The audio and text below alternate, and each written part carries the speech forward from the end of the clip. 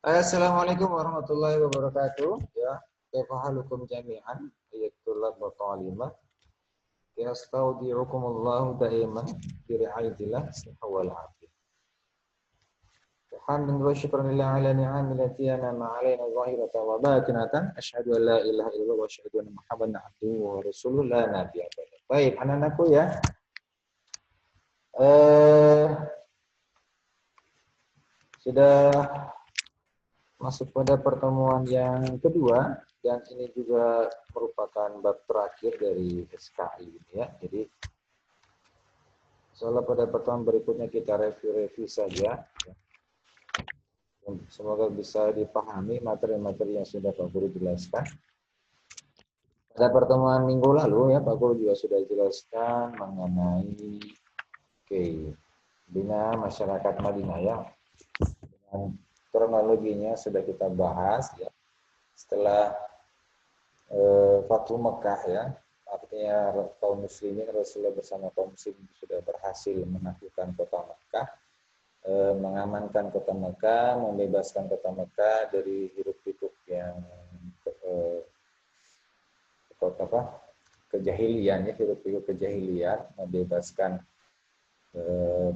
Ka'bah itu dari belenggu ya, belenggu-belenggu berhala itu yang berada di sampingnya banyak sekali 360 itu.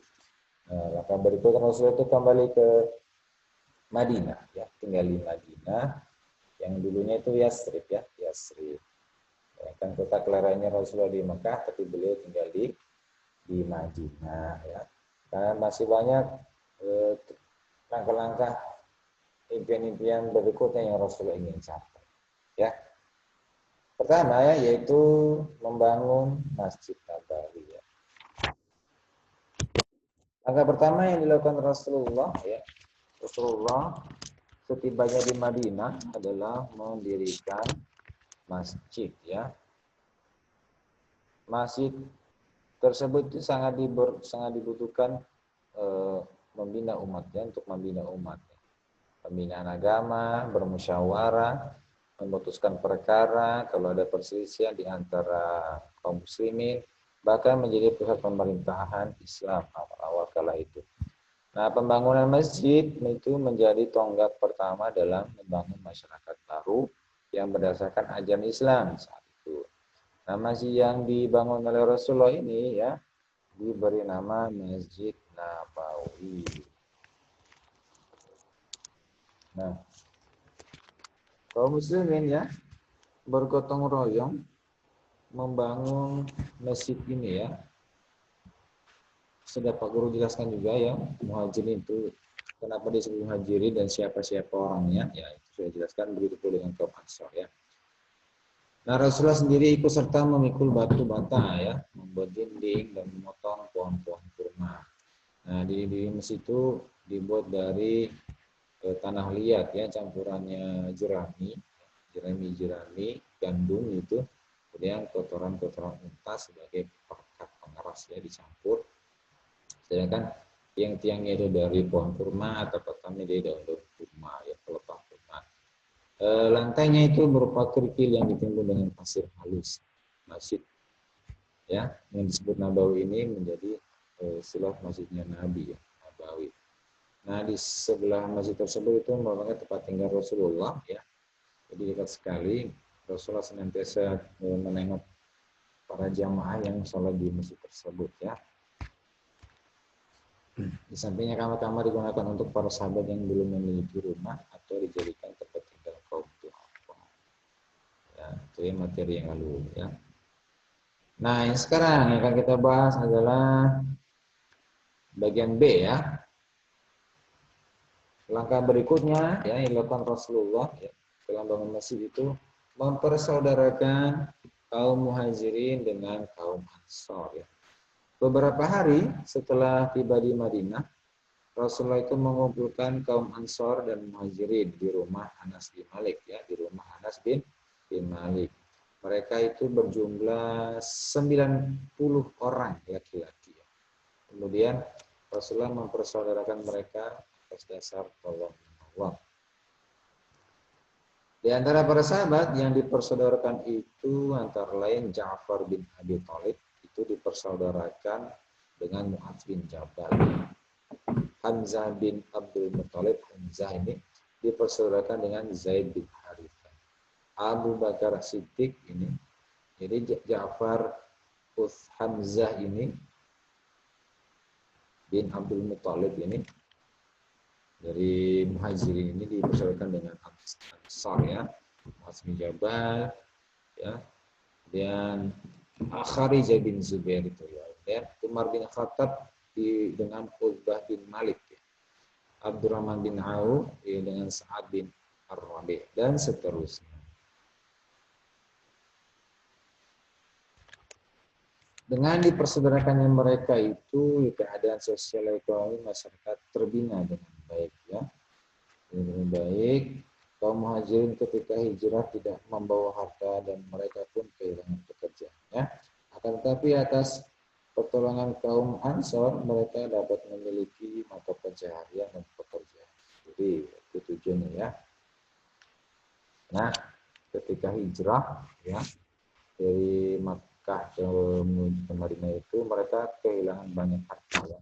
Nah, sehingga dengan adanya kaum Ansor saling mempersaudarakan, dibantu ekonomi mereka. Dan perjanjian Madinah, piagam Madinah. Langkah yang ketiga yang dilakukan Rasulullah adalah mengadakan kesepakatan dalam bentuk perjanjian damai dengan kaum Yahudi yang tinggal di Madinah. Ya. Sebelumnya kan sudah pernah dibahas. Ya, ada beberapa kaum Yahudi itu yang bersekongkol dengan kaum kafir Quraisy ya. Nah, kaum Yahudi yang tinggal di Madinah itu antara lain Bani Qainuqah, ya, Bani Nadir, Bani Quraidah, dan orang-orang Yahudi Khaybar. Ya. Nah, Rasulullah bersikap waspada terhadap kaum Yahudi, ya, karena beliau mengetahui surat mereka yang tidak bisa dipercaya terhadap kerasulan Nabi. Mereka itu tidak percaya dengan kerasulan Nabi. Dan beliau juga mengadakan kesepakatan itu merupakan sikap toleransi dan sikap damai kaum muslimin dengan menghormati keyakinan mereka serta mengakui dan melindungi kepemilikan harta mereka di Madinah.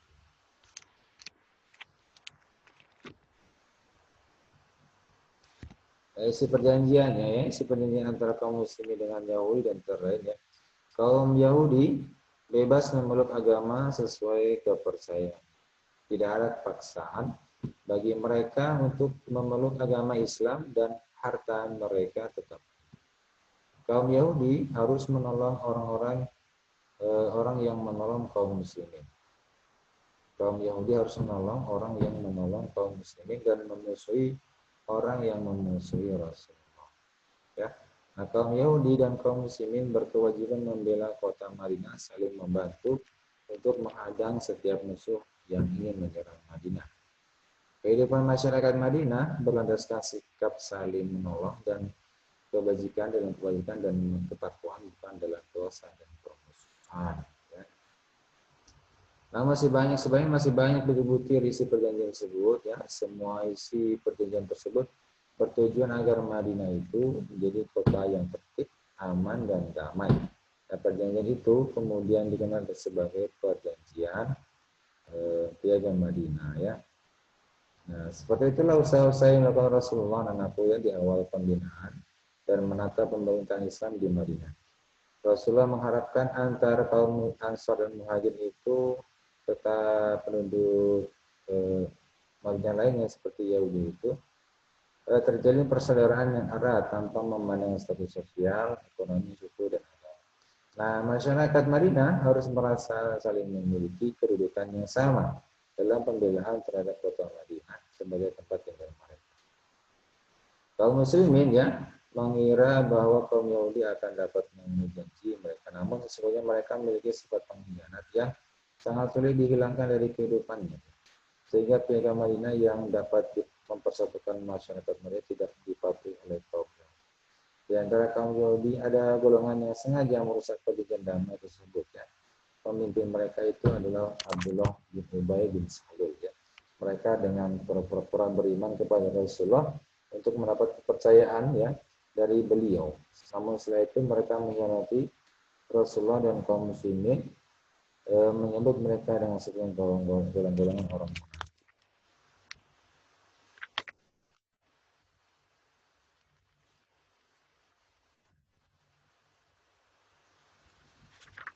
Ya, sebagai kisah teladan ya, ada di halaman 47 ya. Persaudaraan Muhajirin dan Ansor ya. Ketika baru beberapa hari kaum muslimin, kaum muhajirin itu tiba di Madinah, Rasulullah mempersaudarakan kaum muhajirin dan Ansor. Salah seorang dari mereka, Abdurrahman bin Auf, yang dipersaudarakan dengan Sa'ad bin Rabi'. Kemudian Sa'ad berkata kepada Abu Rahman, aku adalah orang Ansor yang banyak harta. Harta itu akan aku bagi dua, setengah untuk Anda dan setengah lagi untukku. Ya. Orang berkata ya, orang Ansor. Abdurrahman menjawab, ya semoga Allah memberkahi keluarga dan harta. Untuk membantu kehidupanku, tunjukkan saja kepadaku di mana pasar di kota ini ya. Dikatakan oleh Abdurrahman. Saat pun dengan senang hati menunjukkan tempat pasar Bani Qainuqa ya. Kemudian Abdurrahman membeli gandum samin ya, dan dijual, gandum dan samin dijual lagi ke penduduk sekitar Madinah. Begitu seterusnya, dia berusaha dengan cara berdagang.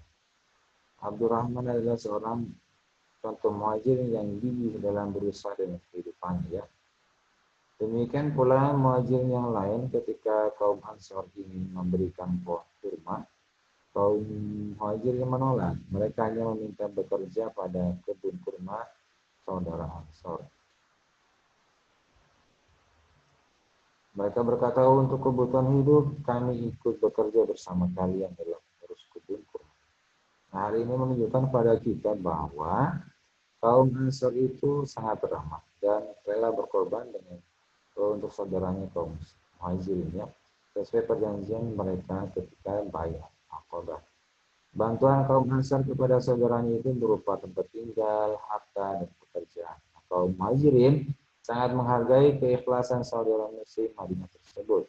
Namun kaum Muhajirin pun tidak mau menjadi beban kaum Ansor terus-menerus ya. Mereka pun berusaha dan bekerja sehingga dapat mandiri ya dari hasil jerih payahnya sendiri. Jadi ada sifat kemuliaan yang bisa kita tiru ya. Kita bersaudara sesama muslim dengan si A ya. Di kelas ini misalkan, di kelas ini kalian juga saling mengenal dari kelas 1 bahkan. Sangatlah baik kalian menawarkan jasa kebaikan kalian. Ya temanku, saya punya kelebihan rezeki, pulpen, buku, atau penghapus. Ini saya berikan kepadamu ya. Silakan pakai untuk manfaatkan. Satu. Kedua, ya ada baiknya juga bila kita bisa berusaha sendiri, ya tidak selalu mulu-mulu, ya tidak selalu meminta bantuan teman, ya. Ketika kita bisa mengerjakan sendiri, kerjakan sendiri, ya. Jadi tidak selalu meminta bantuan teman, padahal pekerjaan itu mudah, ya mudah bisa dikerjakan kedua tangan kita sendiri. Ya. Itu pesan-pesannya dari kisah teladan tersebut. Oke, anak-anakku ya. Ini pertemuan kedua sekaligus penutup dari bab 4 ini. Berikutnya insya Allah kita ulangan. Oke, semoga bisa dipahami dan dipelajari. Akhirul kalam. Assalamualaikum warahmatullahi wabarakatuh.